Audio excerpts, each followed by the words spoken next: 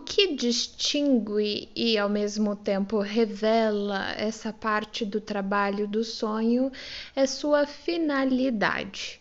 Essa função se comporta da maneira que o poeta maliciosamente atribui aos filósofos. Preenche as lacunas da estrutura do sonho com trapos e remendos. Como resultado de seus esforços, o sonho perde sua aparência de absurdo e incoerência e se aproxima do modelo de uma experiência inteligível. Mas seus esforços nem sempre são coroados de êxito. Ocorrem sonhos que, a uma visão superficial, podem afigurar-se impecavelmente lógicos e racionais. Partem de uma situação possível, dão-lhe prosseguimento através de uma cadeia de modificações coerentes. E travessão, embora com muito menor frequência, travessão levam-na a uma conclusão que não causa surpresa. Os sonhos dessa natureza foram submetidos a uma extensa elaboração por essa função psíquica, aparentada ao pensamento de vigília. Parecem ter um sentido, mas esse sentido é o mais afastado possível de sua verdadeira significação. Se os analisamos, podemos convencer-nos de que foi nesses sonhos que a elaboração secundária manipulou o material da maneira mais livre possível e preservou ao mínimo as relações existentes nesse material. São sonhos dos quais se poderia dizer que já foram interpretados uma vez, antes de serem submetidos à interpretação de vigília. Em outros sonhos, essa elaboração tendenciosa tem êxito apenas em parte. A coerência parece prevalecer até certo ponto, mas depois o sonho se torna disparatado ou confuso, embora talvez mais adiante possa apresentar pela segunda vez uma aparência de racionalidade. Noutros sonhos ainda a elaboração falha por completo. Vemo-nos desamparados frente a um amontoado de material fragmentário e sem nenhum sentido. Não desejo negar categoricamente que essa quarta força na formação do sonho, travessão, que logo reconheceremos como uma velha conhecida, visto que, de fato, é a única das quatro com que estamos familiarizados em outros contextos, travessão. Não desejo negar que esse quarto fator tem a capacidade de criar novas contribuições para os sonhos. É certo, porém, que, tal como os outros, ele exerce sua influência principalmente por suas preferências e seleções do material psíquico já formado nos pensamentos oníricos. Ora, há um caso em que lhe é poupado em grande medida o trabalho de, por assim dizer, estruturar uma fachada para o sonho, travessão, a saber, o caso em que já existe uma formação dessa natureza do material dos pensamentos oníricos pronta para ser usada. Tenho o hábito de descrever esse elemento dos pensamentos oníricos que tenho em mente como uma fantasia. Talvez eu evite mal entendido se mencionar o sonho diurno, entre colchetes ou devaneio, como algo análogo a a ela na vida de vigília. O papel desempenhado em nossa vida anímica por essas estruturas ainda não foi plenamente reconhecido e elucidado pelos psiquiatras, embora M. Benedict tenha conseguido o que me parece um início muito promissor nessa direção. A importância dos sonhos diurnos não escapou à visão infalível dos escritores imaginativos.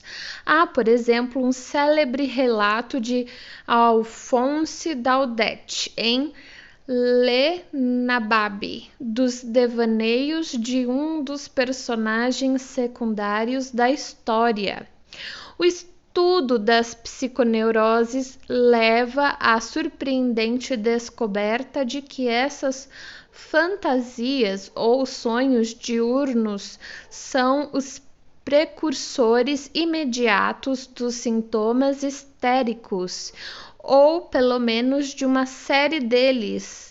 Os sintomas histéricos não estão ligados a lembranças reais, mas a fantasias construídas com base em lembranças.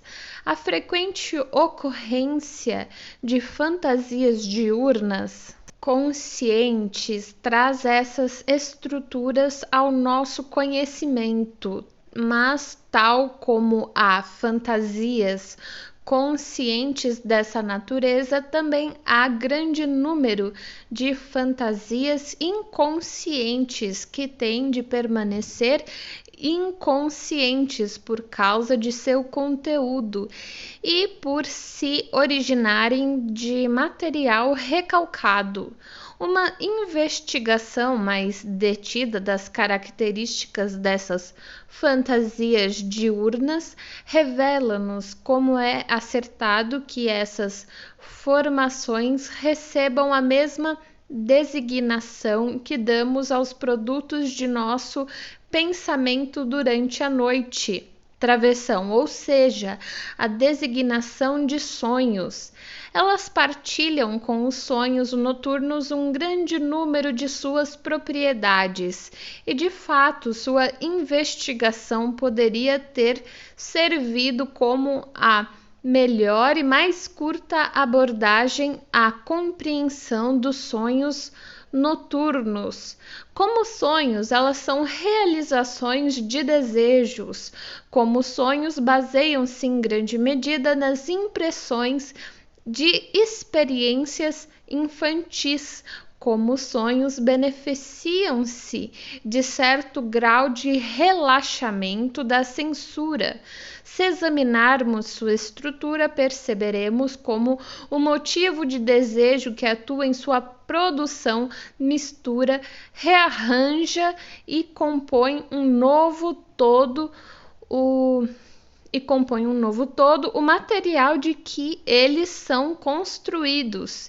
Eles estão para as lembranças infantis de que derivam exatamente na mesma relação em que estão alguns dos palácios barrocos de Roma para as antigas ruínas cujos pisos e colunas forneceram um material para as estruturas mais recentes.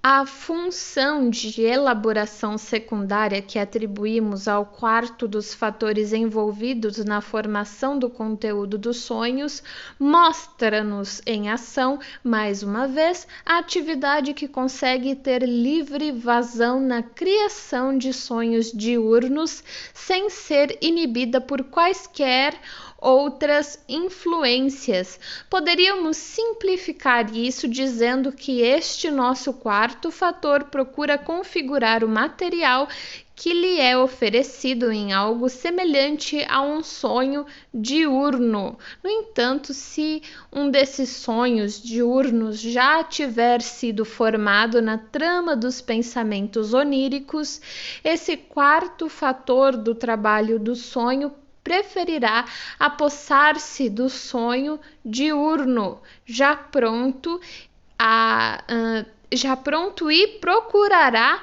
introduzi-lo no conteúdo do sonho. Há alguns sonhos que consistem meramente na repetição de uma fantasia diurna que talvez tenha permanecido inconsciente, como, por exemplo, o sonho em que o menino andava numa biga com os heróis de Guerra de Troia.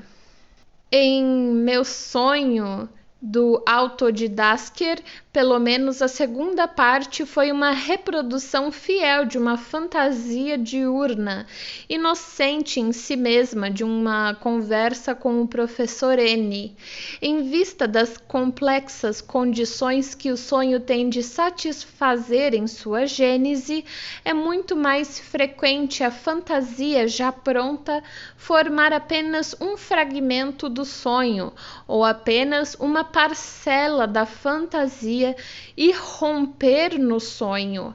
A partir daí, a fantasia é tratada, em geral, como qualquer outra parcela do material latente, embora frequentemente permaneça reconhecível como uma entidade no sonho.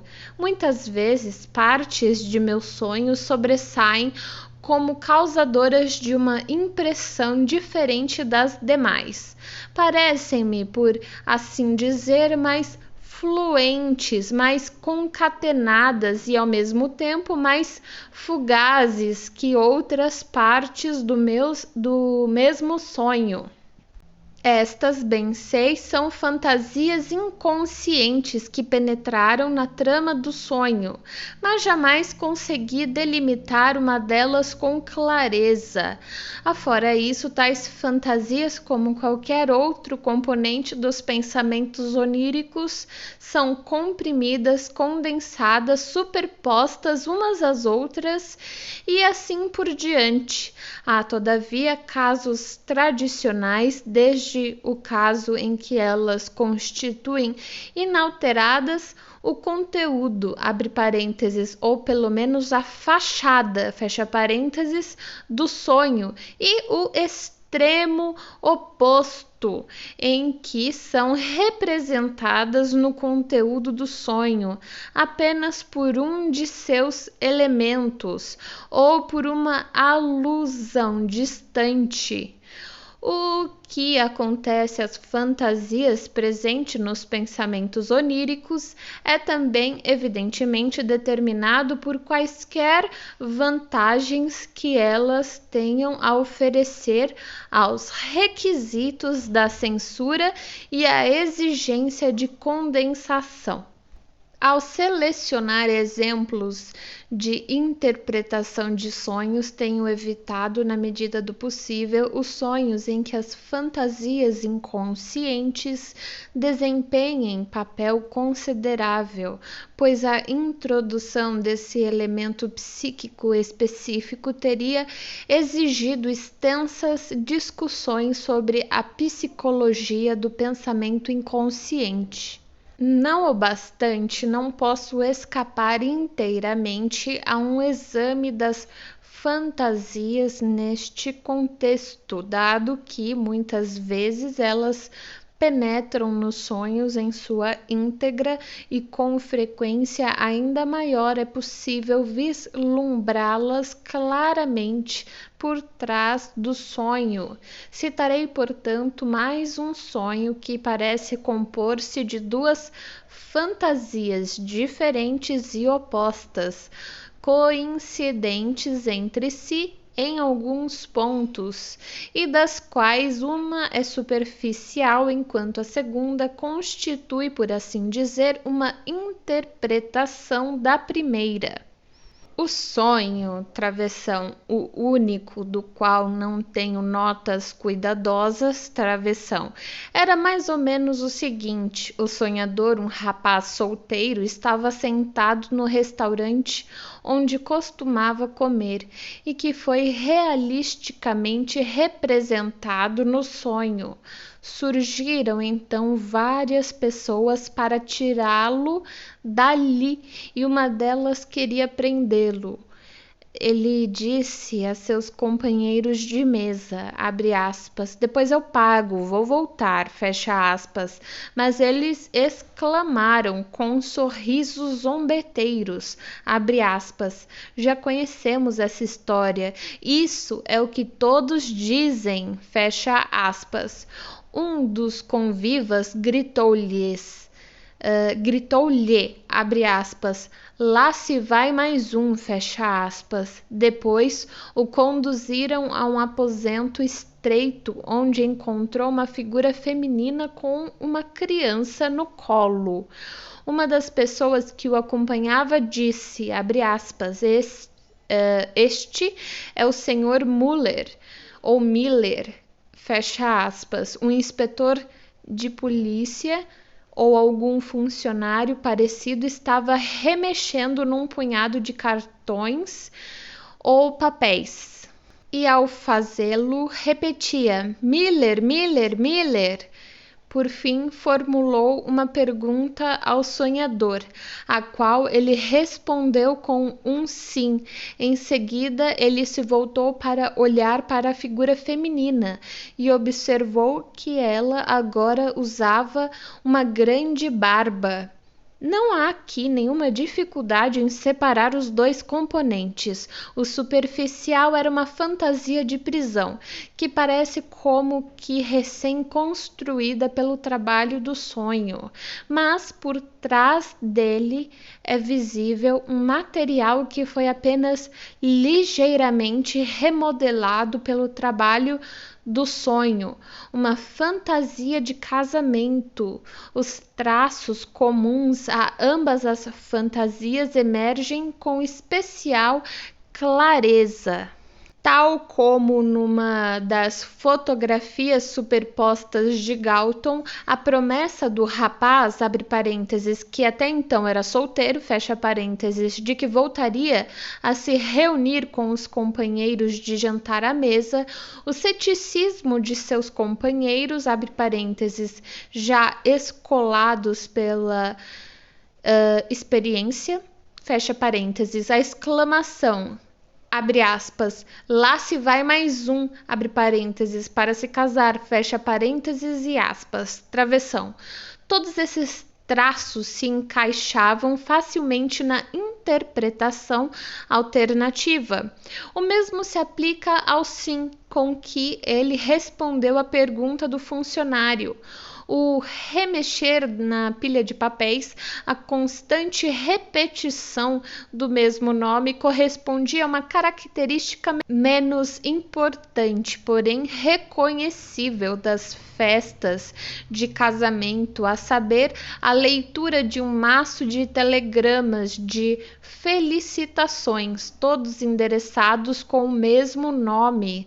A fantasia do casamento na realidade levou a melhor sobre a fantasia encobridora de prisão, com o aparecimento da noiva em pessoa no sonho, através de uma indagação.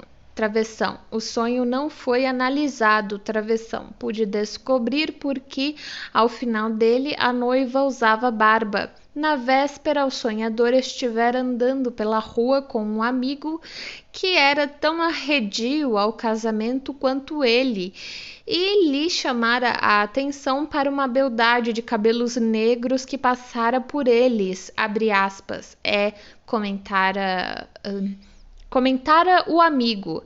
Se pelo menos essas mulheres em poucos anos não ficassem com uma barba igual à do pai, reticências, fecha aspas. Não faltaram a esse sonho, naturalmente, elementos em que a distorção onírica tivesse ido mais a fundo.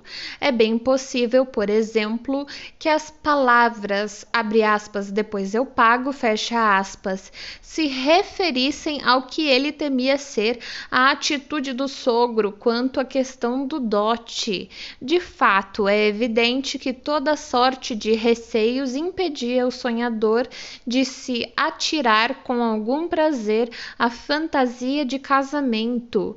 Um desses receios, o medo de que o casamento pudesse custar-lhe a liberdade, encarnou-se em sua transformação numa cena de prisão. Se voltarmos por um momento ao ponto em que o trabalho do sonho se serve de bom grado de uma fantasia já pronta, em vez de compô-la a partir do material dos pensamentos oníricos, talvez nos achemos em condições de solucionar um dos mais interessantes enigmas relacionados com os sonhos. Relatei a famosa história de Maury depois de ser atingido na nuca por um pedaço de madeira enquanto dormia. Despertou de um longo sonho que era como uma história completa, tendo por cenário a época da Revolução Francesa. Visto que o sonho, tal como relatado, foi coerente e totalmente projetado com vistas a fornecer uma explicação para o estímulo que acordou o sonhador e cuja ocorrência ele não poderia ter previsto, a única hipótese possível parece ser a de que todo esse sonho complexo deve ter sido composto e ter ocorrido no curto espaço de tempo decorrido entre o contato do pedaço de madeira com as vértebras cervicais de Maury e seu consequente despertar. Nunca ousaríamos atribuir tal rapidez à atividade de pensamento na vida de vigília e, portanto, seríamos levados a concluir que o trabalho do sonho possui a vantagem de acelerar extraordinariamente nossos processos de pensamento. Fortes objeções ao que se converteu prontamente numa conclusão popular têm sido levantadas por alguns autores mais modernos. Abre parênteses. Le Lorraine, 1894 e 1895, Egger, 1895 e outros, fecha parênteses. Por um lado, eles lançam dúvidas sobre a exatidão do relato que Maury fez de seu sonho, e por outro tentam mostrar que a rapidez das operações de nossos pensamentos de vigília não é menor do que a desse sonho, depois de descontados os exageros. O debate levantou questões de princípio cuja solução não me parece imediata, mas devo confessar que os argumentos apresentados, abre parênteses, por Egger, por exemplo, fecha parênteses, particularmente contra o sonho de Maury com a guilhotina, não me convencem. Eu mesmo proporia a seguinte explicação para esse sonho. Acaso será tão improvável que o sonho de Maury represente uma fantasia já pronta e armazenada em sua memória por muitos anos e que foi desperta? Travessão. Ou diria eu, aludida, travessão, no momento em que ele tomou conhecimento do estímulo que o acordou? Se assim fosse, teríamos escapado a toda a dificuldade de compreender como é que uma história tão longa, com todos os seus pormenores, poderia ter sido composta no curtíssimo intervalo de que dispunha o sonhador, visto que a história já teria sido composta. Se o pedaço de madeira tivesse atingido a nuca de Maury quando acordado, teria havido oportunidade para um pensamento como, abre aspas, isto é o mesmo que ser guilhotinado, fecha aspas. Mas como foi durante o sono que a tábua o atingiu, o trabalho do sonho serviu-se do estímulo incidente para produzir sem demora uma realização de desejo. Como se pensasse, abre parênteses, isso deve ser tomado puramente em sentido figurado, fecha parênteses, abre aspas, eis aqui uma boa oportunidade de realizar uma fantasia de desejo que se formou em tal ou qual época durante a leitura, fecha aspas. Dificilmente se poderia contestar, penso eu, que a história do sonho era precisamente do tipo que os jovens tendem a construir sob a influência de impressões intensamente excitantes. Quem, travessão, e menos ainda, qual o francês ou estudioso da história da civilização, travessão, poderia deixar de ser cativado pelas narrativas do reinado do terror, quando homens e mulheres da aristocracia, a fina flor da nação, mostravam-se capazes de morrer com ânimo sereno e de conservar sua agudeza de espírito e a elegância de suas maneiras até o último momento do fatal chamado? Quão tentador para um jovem mergulhar em tudo isso em sua imaginação, travessão.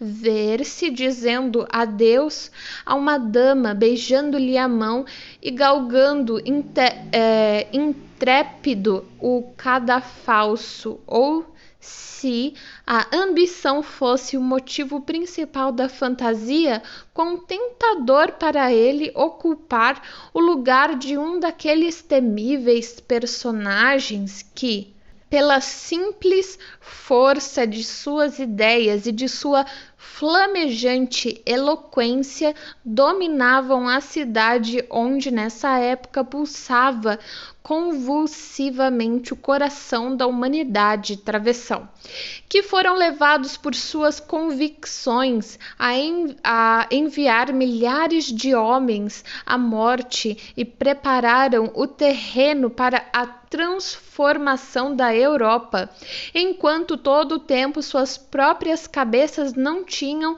segurança e estavam destinadas a cair um dia sob a lâmina da guilhotina. Travessão. Quão tentador imaginar-se como um dos girondinos, talvez, ou como o heróico Danton.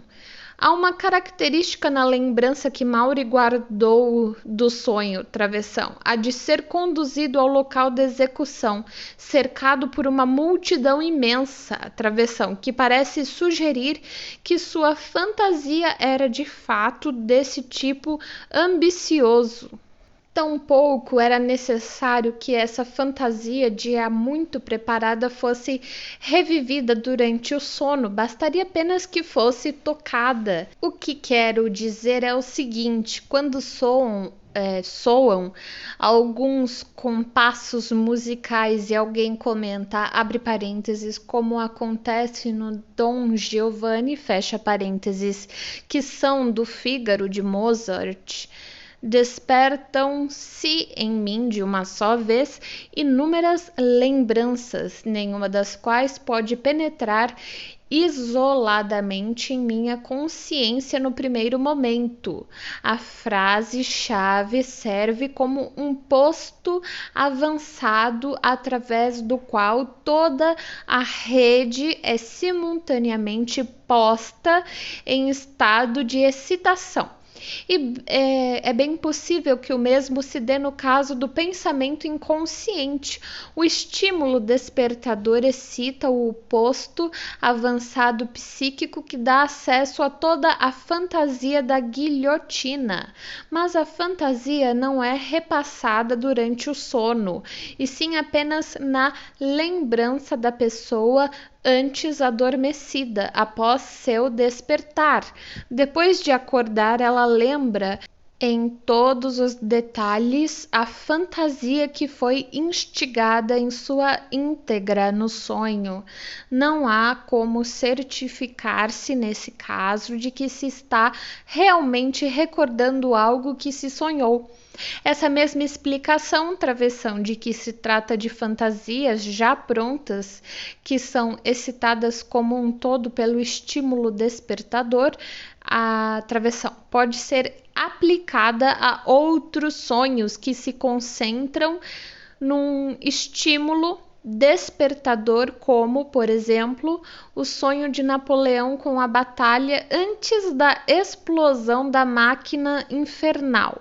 Entre os sonhos coligidos por Justine Tobolowska em sua dissertação sobre a passagem manifesta do tempo nos sonhos, o mais instrutivo me parece ser o que relatou Macario, 1857, como sonhado por um autor dramático, Casimir Bonjour, entre parênteses, Tobolowska, 1900. Certa noite, Bonjour desejava assistir à primeira apresentação de uma de suas peças, mas estava tão fatigado que, enquanto sentado nos bastidores, cochilou no momento exato em que o pano subia. Durante o sono, passou por todos os 5 atos da peça e observou todos os vários sinais de emoção exibidos pela plateia quando das diferentes cenas.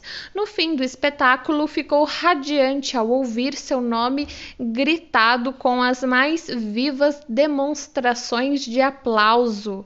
De repente, acordou. Não podia acreditar no que via nem no que ouvia, pois o espetáculo ainda não passara das primeiras linhas da primeira cena e ele não teria dormido por mais de 2 minutos. Por certo, não é demasiadamente precipitado supor, no caso desse sonho, que o fato de o sonhador ter passado por todos os 5 atos da peça e observado a atitude do público em relação aos diferentes trechos dela não precisa ter decorrido de nenhuma nova produção de material durante o sono, mas pode ter reproduzido uma atividade de fantasia já concluída, abre parênteses, no sentido que descrevi, fecha parênteses.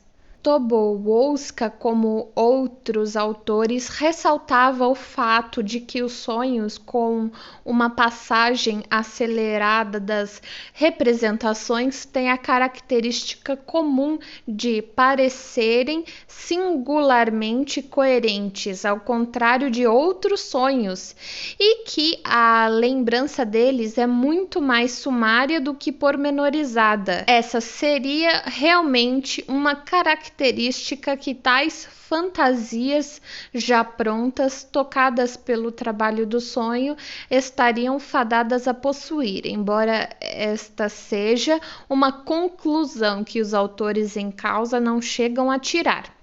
Não assevero, contudo, que todos os sonhos de despertar admitam essa explicação, ou que o problema da passagem acelerada das representações nos sonhos possa, desse modo, ser inteiramente descartado. Neste ponto, é impossível evitarmos o exame das relações entre essa elaboração secundária do conteúdo dos sonhos e os demais fatores do trabalho do sonho. Deveremos, acaso, supor que o que acontece é que, a princípio, os fatores formadores do sonho, travessão, a tendência à condensação, o imperativo de fugir à censura e a consideração à representabilidade pelos recursos psíquicos acessíveis ao sonho, travessão, compõe um conteúdo onírico provisório a partir do material fornecido e que esse conteúdo é subsequentemente remoldado para conformar-se tanto quanto possível às exigências de uma segunda instância. Isto é muito provável. Devemos antes presumir que, desde o início, as exigências dessa segunda instância constituem uma das condições que o sonho precisa satisfazer. Essa condição, tal como as formuladas pela condensação, pela censura imposta, pela resistência e pela representabilidade, atua simultaneamente num sentido indutivo e seletivo sobre o conjunto do material presente nos pensamentos oníricos. De qualquer modo, porém, dentre as 4 condições para a formação do sonho, a que conhecemos por último é aquela cujas exigências parecem exercer a influência menos compulsória nos sonhos.